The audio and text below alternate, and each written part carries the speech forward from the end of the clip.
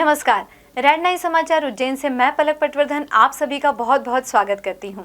आज के मुख्य समाचार इस प्रकार हैं। विधि महाविद्यालय के नए भवन का लोकार्पण उच्च शिक्षा मंत्री डॉक्टर यादव और केंद्रीय मंत्री श्री गहलोत के मुख्य आतिथ्य में। कांग्रेस जनों ने झांझ मंजीरे बजाकर धरना देते हुए महाकालेश्वर मंदिर में लगाए शुल्क का किया विरोध। लेन देन के विवाद में एक युवक ने महिला पर किया कातिलाना हमला। कोट मोहल्ला क्षेत्र में तीसरी मंजिल पर चल रहा आईपीएल का सट्टा पकड़ाया।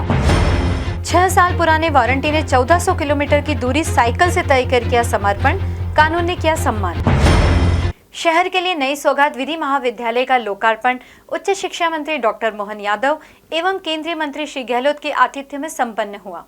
शहर के नागजिरी क्षेत्र में 6 करोड़ से भी ज्यादा की लागत से बने विधि महाविद्यालय को आज उच्च शिक्षा मंत्री मोहन यादव तथा सामाजिक न्याय एवं अधिकारिता मंत्री थावरचंद गहलोत के मुख्य आतिथ्य में लोकार्पित किया गया।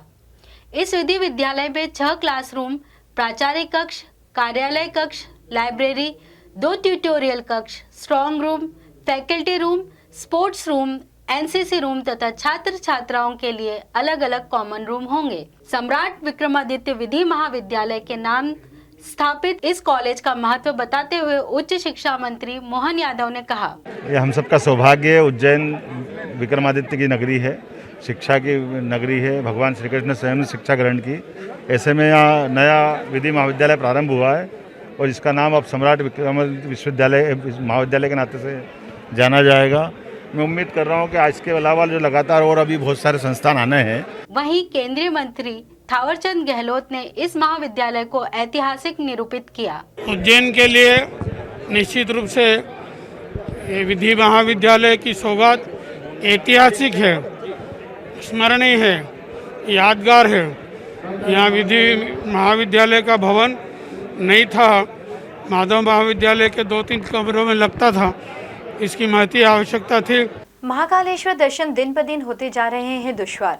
100 रुपए के टिकट का कांग्रेस ने झांझ मंजीरे बजाकर किया विरोध। धार्मिक स्थानों के प्रचार प्रसार के पीछे श्रद्धालुओं में श्रद्धा भाव जागृत कर उन्हें देव दर्शन के लिए आमंत्रित करना होता है, मगर विश्व प्रसिद्ध महाकालेश्वर दर्शन को जिस तरह से कमर्शियल किया जा रहा है, उससे लगता है कि महाकालेश्वर व्यापार का जरिया बन गए हैं।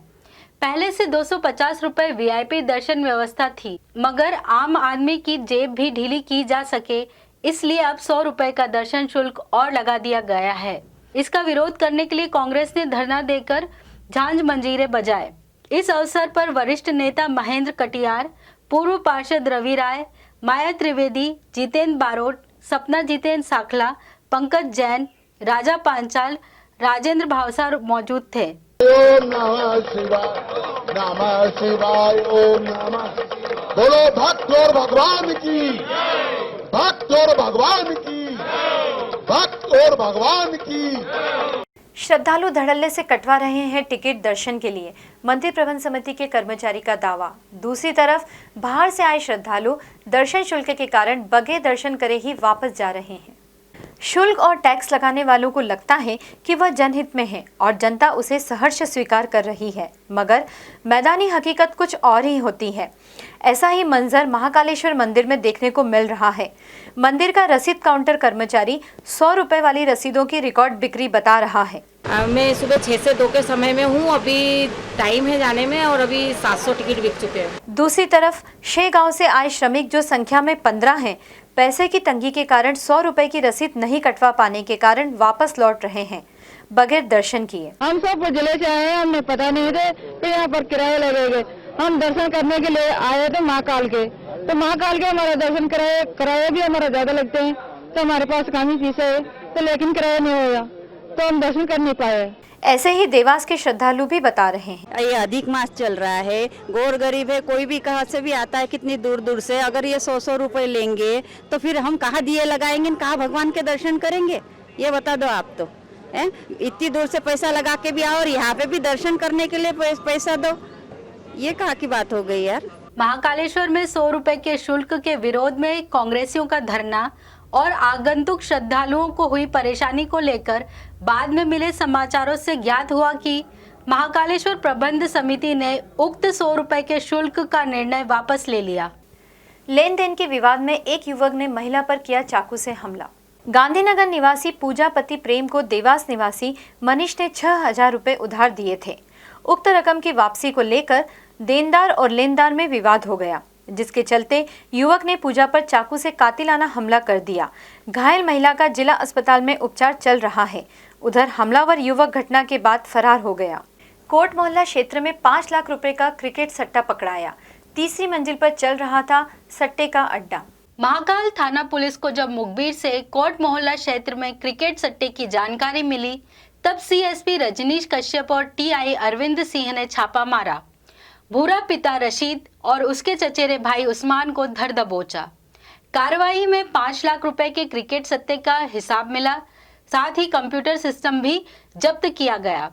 कार्रवाई की जानकारी देते हुए महाकाल थाना प्रभारी अरविंद सिंह तोमर ने बताया, आईपीएल शुरू होने के बाद से ही हम लोग इसमें लगे हुए थे और सूचनाएं मिल रही थी कि सट्टा है, लेकिन स्थान का पता नहीं चल पा रहा था। आज मुखबिर ने बहुत ही सुस्पष्ट जगह हमको बताई और वहाँ बताया कि भूरा अपने मकान में आईपीएल का सट्टा ले रहा है।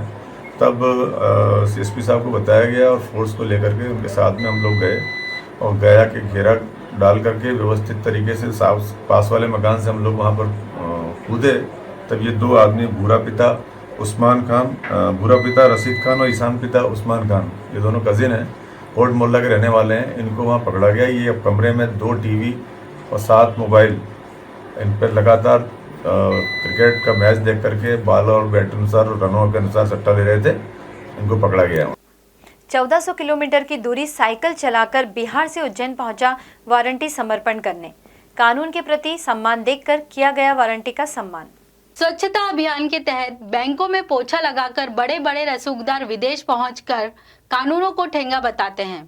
वहीं दूसरी तरफ एक साधारण वारंटी ने कानून के प्रति सम्मान व्यक्त करते हुए लंबी यात्रा तय कर समर्पण किया। सन 2014 का वारंटी मुकेश पिता रामचंद्र लोहार, जब उसे यह पता चला कि उसके नाम उज्जैन के नागजिरी थाने में स्थायी वारंट है, तो वह 1400 किलोमीटर की यात्रा साइकिल से पूरी कर उज्जैन पहुंचा। मार्ग में उसने मजदूरी भी की। जब मुकेश ने नागजिरी थाने में समर्पण किया तो कानून के प्रति सम्मान की भावना को ध्यान में रखते हुए थाना प्रभारी संजय वर्मा ने मुकेश की प्रशंसा करते हुए उसे पुष्पहार से अभिनंदित किया।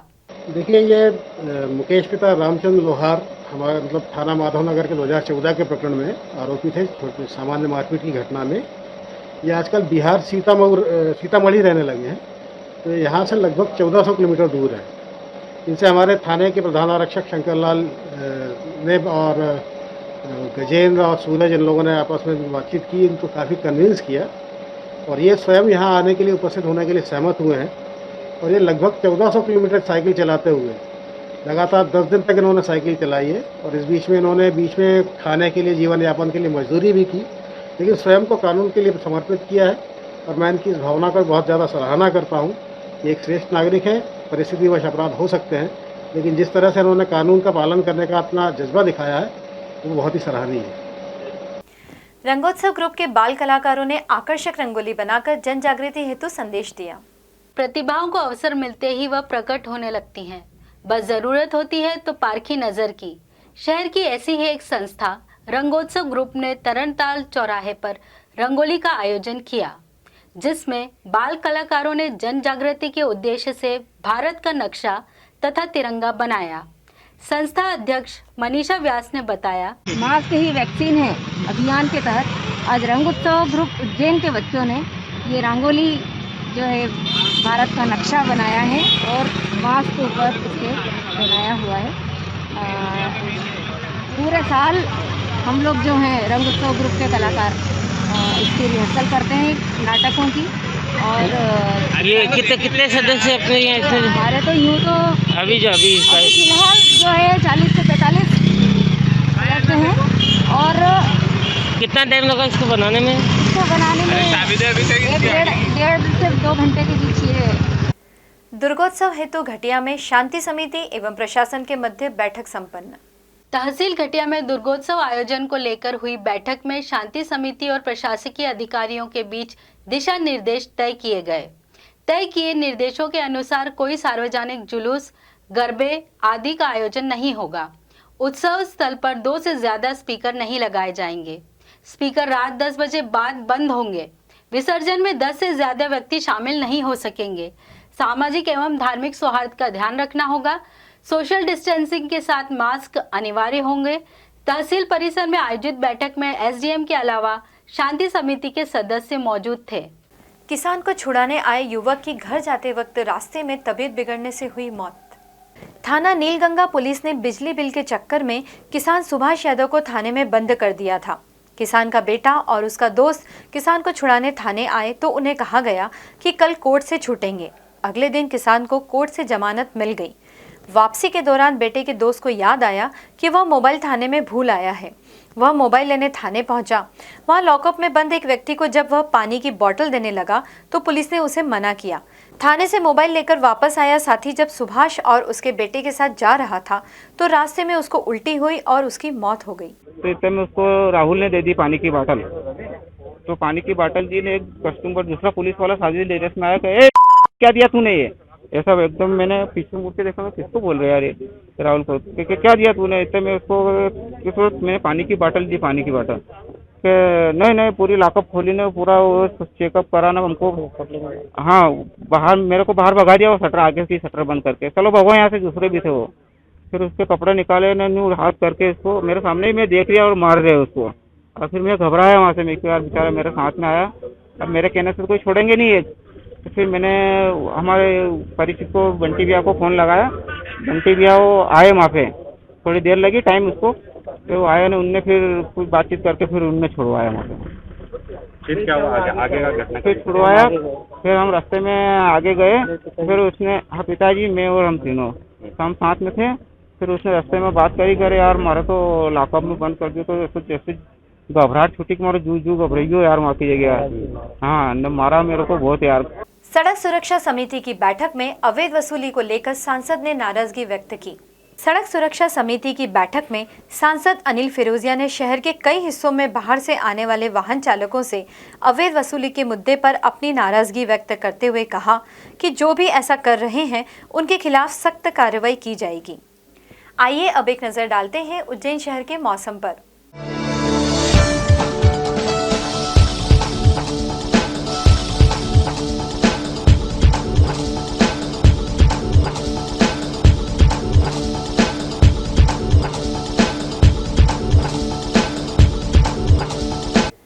अंत में एक बार फिर से देखते हैं मुख्य समाचार। विधि महाविद्यालय के नए भवन का लोकार्पण उच्च शिक्षा मंत्री डॉक्टर यादव और केंद्रीय मंत्री श्री गहलोत के मुख्य आतिथ्य में। कांग्रेस जनों ने झांझ मंजीरे बजाकर धरना देते हुए महाकालेश्वर मंदिर में लगाए शुल्क का किया विरोध। लेन देन के विवाद में एक युवक ने महिला पर किया कातिलाना हमला। कोट मोहल्ला क्षेत्र में तीसरी मंजिल पर चल रहा आईपीएल का सट्टा पकड़ाया। 6 साल पुराने वारंटी ने 1400 किलोमीटर की दूरी साइकिल से तय कर किया समर्पण, कानून ने किया सम्मान। तो ये थी उज्जैन शहर की आज की खबरें। ताज़ा खबरों के लिए देखते रहिए रेड 9। नमस्कार।